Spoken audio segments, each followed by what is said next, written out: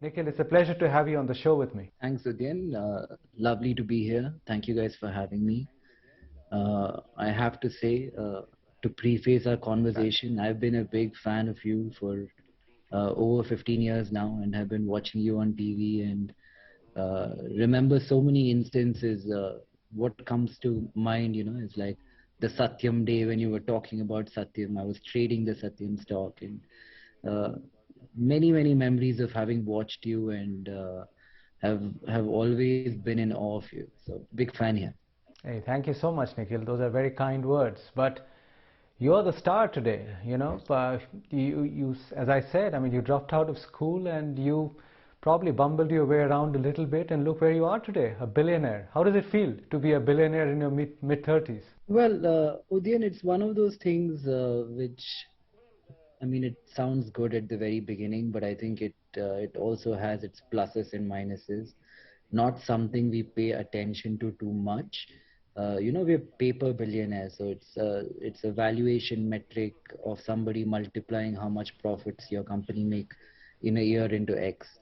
So don't really pay too much heed to it, and we are very cognizant with the fact that we're in such a cyclical business where at any point the markets can correct 30-40% and be in a bear run for a couple of years, and we lose 50% of our revenue instantly.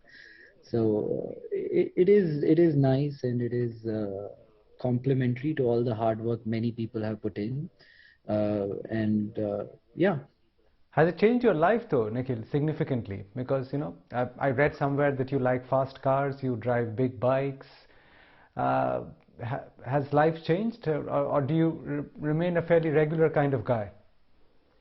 Well, I think fairly regular. When I was younger, there was a time when I bought one bike and a car, but not anymore. And also, I live in Bangalore, Udian, so it's in my mind the traffic in Bangalore is probably on par with Delhi or even worse. So you don't really have the opportunity to drive a car here and really enjoy it.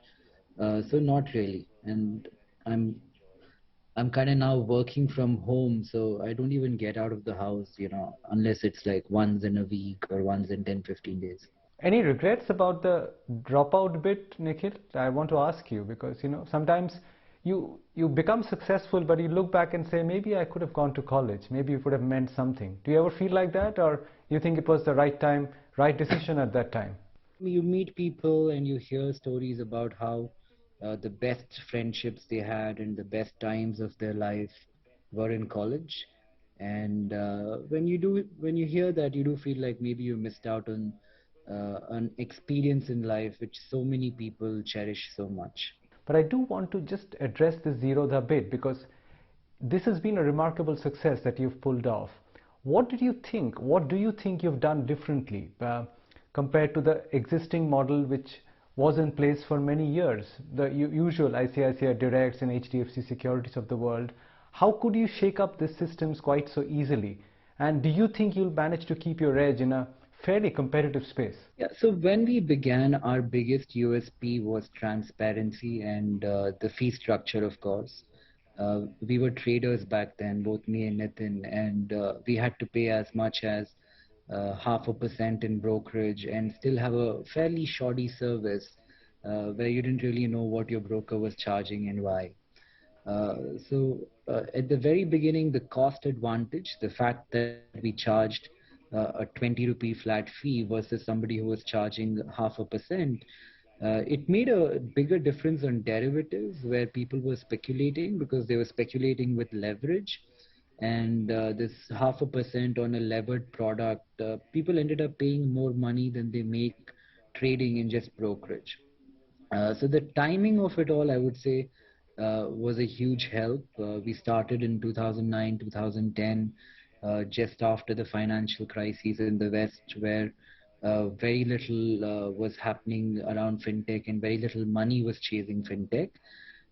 But outside of that initial impetus, and I think kudos to Nitin for having, I still remember he used to sell each account individually, one by one. And the big transition for us happened when Kailash joined the business and we became more of a tech player. and we move towards building technology around broking, and I think that has become the differentiator for us today.